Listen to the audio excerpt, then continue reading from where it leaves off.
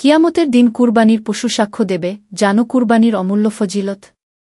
হে আমার প্রিয় ভাই ও বোন, তুমি কি কখনো ভেবেছ কুরবানির পশুর প্রতিটি পশম কিয়ামতের দিন তোমার পক্ষেই সাক্ষ্য দেবে?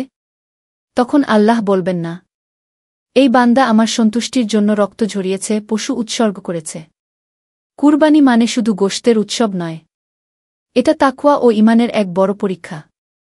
যখন তুমি কুরবানির ছুরি চালাও আর সেই নিরীহ পশুর চোখের জলে মিশে যায় তোমার ঈমানের অশ্রু, ঠিক তখন আকাশের আরশ কাঁপে খুশিতে। কারণ নবীজি সাল্লাল্লাহু আলাইহি ওয়াসাল্লাম বলেছিলেন, এই দিনে রক্ত প্রবাহিত করার চেয়ে প্রিয় কোনো আমল নেই আল্লাহর কাছে। তিরমিজি 1493।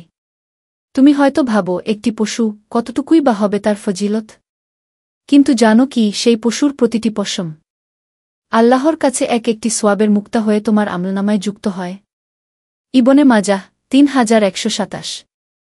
মাটিতে রক্ত পড়ে যাওয়ার আগেই তোমার নেয়ামতের শুকরিয়া পৌঁছে যায় আরশের মালিকের কাছে। এত দ্রুত কবুল হয় এই কুরবানি। তিরমিজি 1492। আল্লাহ বলেন, আমি তোমার গোশত চাই না, তোমার রক্ত নয়, আমি চাই তোমার তাকওয়া। সূরা হজ 37। যদি তোমার আছে সামর্থ্য, তবুও তুমি পিছিয়ে থাকো এই ইবাদতের পেছনে, তাহলে শুনো নবীজির হুঁশিয়ারি, সে যেন আমাদের ঈদগাহে না আসে। ইবনে মাজাহ 3123। সারা বছরের মধ্যে একটা দিন আছে যেদিন ফেরেশতারা দাঁড়িয়ে থাকেন জান্নাতের দরজায়, আর আল্লাহ বলেন, আজ আমার প্রিয় দিন, আজ আমার বান্দারা রক্ত ঝরাবে শুধু আমার জন্য। আবু দাউদ 1765। একদিন নবী মুহাম্মদ সাল্লাল্লাহু আলাইহি ওয়াসাল্লাম কাঁদছিলেন। তার চোখে ছিল চোখের জলের ধারা।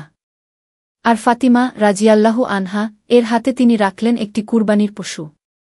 বললেন, প্রতিটি পশম তোমাকে রক্ষা করবে জাহান্নামের আগুন থেকে। আল মুজামুল আওসাত 5387। তুমি যাকে কোরবানি করলে, সেই পশুটি কিয়ামতের ময়দানে উঠবে, তার শিং খুর পশম সহ দাঁড়িয়ে বলবে, হে আল্লাহ, এ বান্দা আমার জন্য রক্ত ঝরিয়েছিল শুধু তোমার সন্তুষ্টির জন্য। তিরমিজি 1493। আজ যারা কুরবানির দায়িত্ব অন্যকে দিয়ে দেন, তারা কি জানেন, নবী মুহাম্মদ সাল্লাল্লাহু আলাইহি ওয়াসাল্লাম নিজ হাতে জবাই করতেন। দুটি মোটা মেষ, আর মুখে থাকত এই ধ্বনি, বিসমিল্লাহ, আল্লাহু আকবার।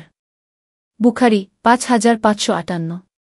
এই কুরবানির আগের 10 দিন নবীজি বলেছিলেন, এই 10 দিনে যত নেক আমল করা যায় তা আল্লাহর কাছে সবচেয়ে প্রিয়। বুখারী 969।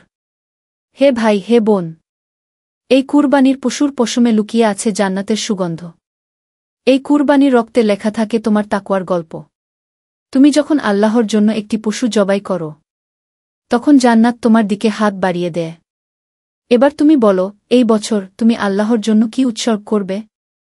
যদি এই ভিডিও তোমার অন্তরে আল্লাহর ভয় ও তাকওয়া জাগায়, তবে দাওয়াত পৌঁছে দাও অন্য ভাইদের কাছে।